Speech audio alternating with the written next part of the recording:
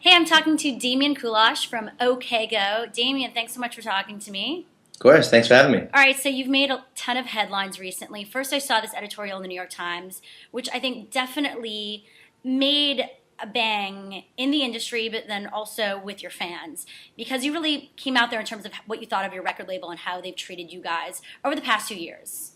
Well, to be fair, I talked about what I think some of the problems in with major labels. Period. Are Yeah. our label is no worse than any other, and in fact, I mean the what I've tried to do. I've been talking about this a lot in public recently, and I'm trying to stay as even-handed as possible because it's not really it's not that they're evil people, and it's not even particularly that they're stupid people. It's just a business model which had the rug pulled out from underneath it. I mean, they used to have something of value, which were these recordings that they would sell on little pieces of plastic, and people wanted to buy them. And nowadays, you don't really need the little pieces of plastic to get the recording, so their business model just sort of fell apart. Did it really start with your videos? They made it non-embeddable. How did that begin, that process with you guys? Well, it was sort of just a quiet change one day. We went online and saw that views of our treadmill video had gone from 10,000 a day to about 1,000 a day, and found out that it was because they had just switched off the embeddability feature, and they did that because they're trying to figure out ways to make money out of the few things they still can. So videos which they used to see as advertisements, and they were happy for us to push around the world as much as we possibly could, are now they now have to try to wring some sort of revenue out of. So they're now like a cultural product, and they have to try to sell them. So what was your response to that? How did you guys handle it? Well, really how we handled it was we did nothing because we were in the studio making a record. We didn't think that much of it. But when the record got done and we were making new videos and we started posting the new ones, and our fans were getting mad at us because they couldn't put them on their blogs and they couldn't spread them around. I just wrote a letter of explanation to our fans. It's turned into sort of these this screed, these fighting words, like I'm going after the label, when in truth it really was just a description of like how complicated and sort of unsolvable this problem seems, at least from the perspective of people who are trying to make their living at it, either the musicians or the labels. So it became this really sort of public discussion, and I wrote an op-ed a few weeks later to sort of clarify my thinking on it. And I mean, I do think labels are sort of shooting themselves in the foot, but it's pretty hard for labels to do anything but that right now because the world is all foot and they've got a really big gun. They're kind of cornered at this point. Yeah, I mean, they just don't. I mean, if you look at it from most macro level, there were musicians. There are people who wanted to listen to music, and the system arose to connect the dots. Mm-hmm. And now something else is connecting the dots, and they don't really need to be in between anymore. And in this sort of perfect world, we could be like, okay, well, great, we can live without labels. But there were all sorts of other things that business functions that labels started having over the last 100 years. The most important of which is risk aggregation. That to get a band, to get from the point where you are playing your local club once a month. To the point where you quit your job and you're touring all the time, it's not like one day someone just hands you a bunch of cash and you're fine. No. It usually takes a big startup investment, and then of course, there's all sorts of promotional things that you need money for, and that could cost anywhere from $10,000 to $10 million. But at any level, it's a pretty stupid investment for a single individual to make because most bands fail. And so, if you're me, I didn't want to spend $10,000 or $10 million. And then be on the hook for it when lots of people didn't, if it wasn't wildly successful, And the good thing about labels is they give out these loans basically to 20 bands. Net. It's somewhat of a safety net. Right. It's sort of a bet against yourself, so that you don't have to, so that you're not on the hook if it doesn't make lots of money, but you get to still make music. The problem is that only 1 out of 20 bands, even those who have already gotten to the point where they're recognized by major labels and they have a really big buzz, ever actually makes any money. And so you need that band, the success of that band sort of has to pay for all the other ones to be tried and fail. Yeah. And if labels don't have enough money in their coffers to do that, then what you have is sort of this every man for himself thing where you either wind up with only rich kids paying for their own music, or people have to go with corporate sponsorships, or people have to find other ways to sort of get their startup investments. And now you have this video, This Too Shall Pass, which you could say this is your own way of getting out there and making an impact without the label necessarily, because you guys always have these really outside of the box video ideas. And who comes up with these videos? Like, what's the process like? Uh, well, we don't.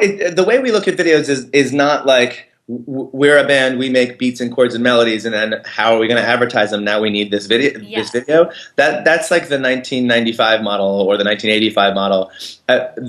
We wake up in the morning animated by the desire to make things, and those things are off. Music is involved a lot, and video is involved a lot, and writing is.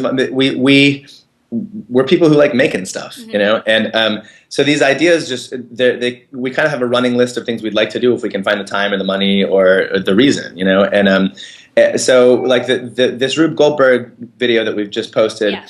that the initial inspiration for that came from seeing clips of a Japanese TV show called Pythagoras Switch, where they have little miniature Rube Goldberg machines, which are just mind-blowingly genius. And we were just like, if we can ever figure out a way, we got to do a 3-minute version of this that lines up to the song. And I posted actually a job listing online. I just 2 paragraphs saying I want a smart and artistic engineer to help us build this machine, and a group of 20 people wrote a proposal together and sent it back, and I was like, we can't afford 20 people, and they're like, don't worry about it, we'll figure out the money later. So we made it. And then how many takes did it? It looks like it was a very laborious process. It was the whole process was about 5 or 6 months. 3 or 4 of that was actually building the machine. The ones before that were finding a space and finding the people and figuring out the economics of it. In the end, the last 2 weeks of it, the band basically moved into the space, and we worked 20 hours a day building and rebuilding the machine. And my roommate was there, and my dad was there, and we it's sort of nerd Valhalla. There's nothing more fun than being in this space, and all you have to do is play with physics and make something you think is cool. So in the end, there were 5 sort of professional film days. One was there's a camera rehearsal day, so we figured out exactly how the camera would move. It was sort of blocked out before that, but the guy came in and practiced. Then the next was lighting, so we could hit all the spots he had been looking at. And then the third was band rehearsal, so we figured out exactly how we move. And the fourth was supposed to be the shoot, but we didn't get it on that day, so we had to add another shoot day. In the end, we did 2 16, 18-hour days of shooting. That's wild. Yeah, it's nuts. Did you expect the response that it has had? You guys have gotten a ton of views already. I thought people would like it. I thought it'd be cool, but I had no idea that it would. This happened to us with the treadmills, this sort of explosive everywhere at once. And you get the feeling that there's no way that could happen twice ever, So I remember sort of managing my own expectations and those of the people around us being like, look, this is definitely the coolest thing we've ever made, but that time has come and gone. It's not the beginning of viral video anymore. YouTube isn't brand new. There's lots of other stuff out there. This will do well, but numerically, don't get your hopes up. And we've been doing more than a million hits a day. That's wild. And now you have a new video that you're working on. Yes. You told me. All right. So can you give us a little bit of what we can expect? Like, how do you raise the bar after this one? Well, I don't know if you guys are now coming up with like crazy original ideas. Do you have that pressure? Not really. Only sort of creatively. No more than you would like after a song doing well. The numbers really don't. The numbers make it easier for us to do the things we want to do in the future. Every time something is successful, it makes it that much easier for us to approach people to work with. If I had gone to 20 engineers whose day jobs are at NASA and Jet Propulsion Labs 5 years ago and said, I'm in a band and I want to make a video, they would have laughed me away. But after the treadmills, they're like, well, maybe we should try this, So what it really does, when something is successful, it opens up possibilities for us. But several of our videos that only have, a million or 2 million hits, which is still plenty, I like just as much. We made a video for the song WTF about 6 months ago, and it's equally simple and equally sort of like it's a one shot, one idea, and it doesn't appeal to 90-year-olds with the same sort of universality that this one does, but I like it just as much. Right, so what's the next one? The next one is about time stretching. Basically, we're working with a conceptual artist, musician from Boston who writes incredible code basically that will allow us to film at a wildly altering frame rates. Wow. when you see the eventual video, it'll sort of look like we're in real time, but that the world around us is like changing speed drastically all the time. Very cool. It'll be really fun, yeah. Oh, I'm excited to see that. So finally, because you have a lot of thoughts on the future of music and the power that you guys have as artists, where do you see the future in terms of the ideal scenario for you guys? Well, I hope this doesn't sound too pretentious and heady, but the thing is, if you look at music purely as with the definitions we've used for the last 50 years, it's basically screwed. You know, I mean, the reason these definitions have gotten so cemented is that they are sort of built by the distribution system. So when the distribution system crashes, there's not much you can do.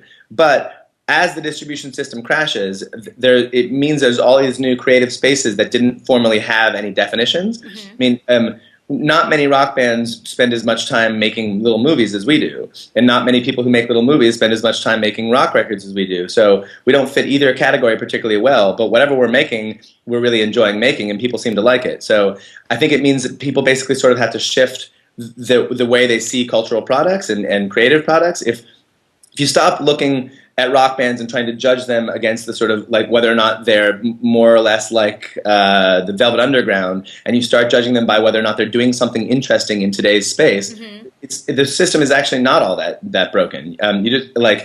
You just have to sort of broaden your concept of what it is creative people do, what it is artists do. Whether, you know, if you don't want to call us a rock band anymore because we have too many visuals, then fine, we're something else. You know. And in terms of labels, maybe not really owning a band necessarily. Oh yeah, I mean I grew up in Washington D.C. in the sort of DIY punk rock period. I mean, you know, Ian MacKaye and Fugazi were my idols, and it's funny for us to have wound up on a major label. But the thing is, they've never made a creative decision for us. They were our bank essentially, and you know, a lot of times they were a good bank. And the thing is that in 1985 or 1995, labels had so much power that they actually fooled themselves into thinking they made the art, and they sort of did. You know, they paid for the videos to get made. They chose who was going to make the videos.